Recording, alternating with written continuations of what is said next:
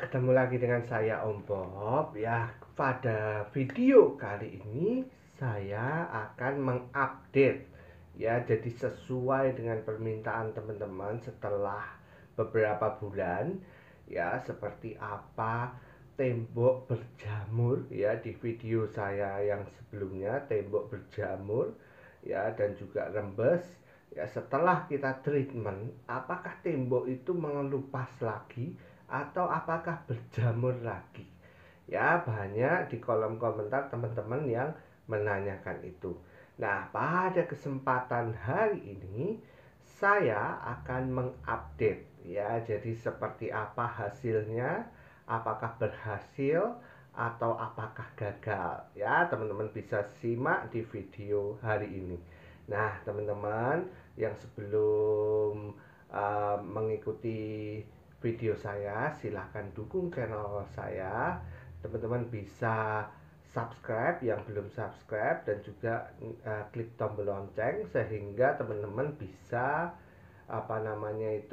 mengikuti video-video terbaru dari saya ya. Nah, teman-teman yang ingin bertanya, silahkan bertanya di kolom komentar. Dengan senang hati saya akan membantu menjawab ya. Nah, kemudian juga yang menyukai dan menganggap bermanfaat boleh klik jempolnya ya. Oke, saling dukung ya. Nah, teman-teman, kita langsung aja, nggak usah panjang lebar. Seperti apa hasilnya, simak di video ini. Oke, jadi ini ya teman-teman, tembok yang kemarin kita sempat bikin ya. Untuk perbaikan ini sudah saya pasangi AC ya, karena sudah bisa temboknya. Jadi sudah tidak berjamur lagi, tidak mengelupas lagi. Sudah berapa bulan ya ini ya.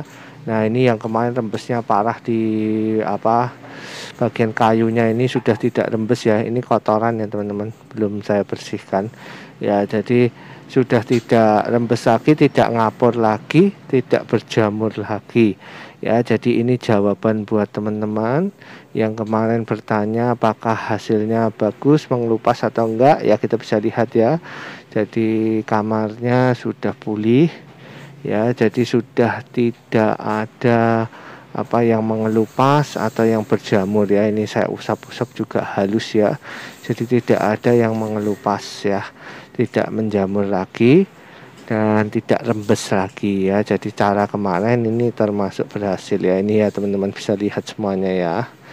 Ya, jadi sudah pulih hasilnya teman-teman, sudah tidak seperti kemarin lagi.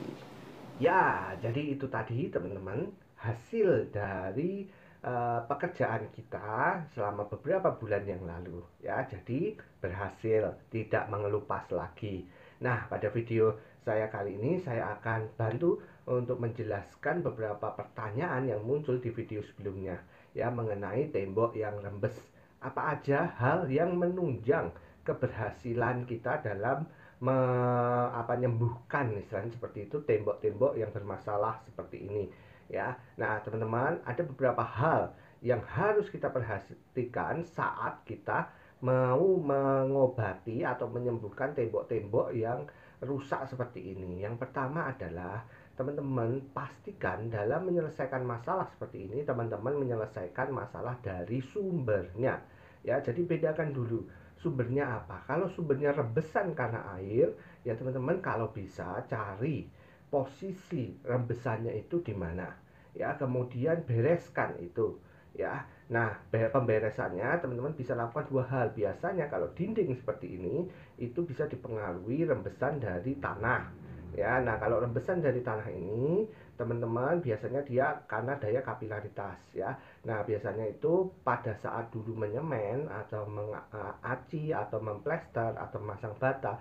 itu ada celah sedikit di situ sehingga air bisa rembes naik ke atas maupun dari atas, bisa juga rembes ke bawah melalui lubang-lubang kapilaritas itu ya. Nah, itu solusinya adalah teman-teman harus coating dengan waterproofing ya. Jadi di coating dulu dengan waterproofing setelah diplester atau setelah dikelupas, teman-teman coating dengan waterproofing. Nah, kalau mau yang bagus pakai waterproofing yang basis semen karena musuh kita air ya, sehingga daya rekatnya juga lebih baik ya. Nah, kemudian teman-teman kalau misalnya pengaruhnya karena rebesan dari luar, misalnya dinding kita bersebelahan dengan rumah orang tapi belum di amplas, belum di plester atau belum diaci sehingga masih berupa bata ya. Dan apesnya lagi mungkin kita nggak di luar sana tetangga kita juga nggak memplesternya. Nah teman-teman, itu teman-teman sebaiknya kalau masih ada celah ya, teman-teman bisa memplester, teman-teman plester dinding teman-teman dari luar. Itu akan sangat membantu sekali menghambat air masuk ke dalam melalui dinding luar ya. Jadi teman-teman lapisi dulu ini. Tapi kalau melihat kondisi perumahan sekarang rata-rata dempet semua ya, celahnya paling cuma 2 sampai 3 cm. Nah, itu yang bisa teman-teman lakukan kalau seperti itu. Ya, yang pertama pastikan saat membangun rumah minta sama developernya yang luar itu minimal di plester atau lebih baik diaci sehingga ada tahanan air dari luar. Tapi kalau sudah terlanjur berdiri rumahnya, ya kalau memang kita nggak bisa akali memplester, misalnya melapisi dengan kedap air ya, misalnya Anda pakai waterproofing yang akrilik yang cair. Nah teman-teman misalnya pakai kuas roll panjang ya, kemudian dikasih tongkat panjang, teman-teman masukkan dan oleskan seperti itu. Kalau masih bisa itu jauh lebih baik ya, jadi ada lapisannya di tembok teman-teman, tapi memang agak boros ya. Tapi kalau memang tidak bisa, teman-teman bisa lapisi dinding bagian dalamnya ya. Bagian dalamnya ini teman-teman harus lapisi dulu dengan waterproofing ya. Nah memang bisa menggunakan waterproofing jenis akrilik ya, seperti no drop, seperti aquaproof ya. Tapi memang kalau rembesan dari luar ini dia tidak di stop dulu, biasanya itu ya 2 tahun lah ya, itu akan terdorong juga, ngelupas juga gitu yang kita oles di sini. Nah ada baiknya kalau mau lebih awet cari waterproofing yang basis semen ya. Jadi kita lapisi aja dindingnya seperti yang dari tanah tadi dengan basis semen ya. Itu jauh lebih kuat dan lebih tahan lama. Nah, setelah Anda lapisi dengan basis semen tadi ya yang dalam. Nah, itu teman-teman jangan amplas ya. Kalau diamplas ya sama aja ya. Lebih baik haluskan dengan pelamir ya. Itu. Nah, kemudian teman-teman juga harus ketahui masalah yang kedua selain rebesan tadi ya, yaitu apakah dia dikarenakan rebesan atau dikarenakan sifat dari alkali tembok ya. Nah sifat dari alkali tembok ini tentunya kalau memang dia menggaram seperti hancur-hancur ya, jadi kalau di kasus saya kemarin itu sudah jamuran alkali dan rebesan ya, jadi komplit. Nah kalau memang alkali seperti itu berarti tembok Anda itu garam ya. Nah kalau garam seperti itu teman-teman gunakannya itu adalah alkali, cat alkali. Jadi dibasahkan dulu temboknya ya, supaya temboknya netral dulu sehingga cat teman-teman itu tidak gampang ngapur, tidak gampang ngelupas seperti itu, tidak gampang hancur seperti itu teman-teman ya. Jadi gunakan itu. Nah kalau masalahnya adalah kok catnya gampang mengelupas seperti itu, nah itu hati-hati teman-teman. Itu bisa jadi karena kualitas catnya atau bisa jadi karena temboknya tadi.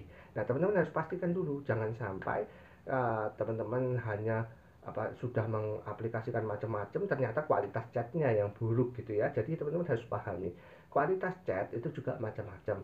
Nah kalau kualitas cat yang biasa itu biasanya memang ya daya rekatnya itu lebih rendah ya, sehingga memang suatu saat itu bisa dia menggelembung dan mengelupas ya. Nah itu memang dari faktor catnya. Nah solusinya gimana teman-teman? Seperti yang saya contohkan kemarin, bisa tingkatkan kualitas catnya dengan menambah lem akrilik ya. Jadi lem seperti lem putih itu ya, lem fox seperti itu, teman-teman bisa tambahkan sedikit ya cairannya ya. Itu supaya apa?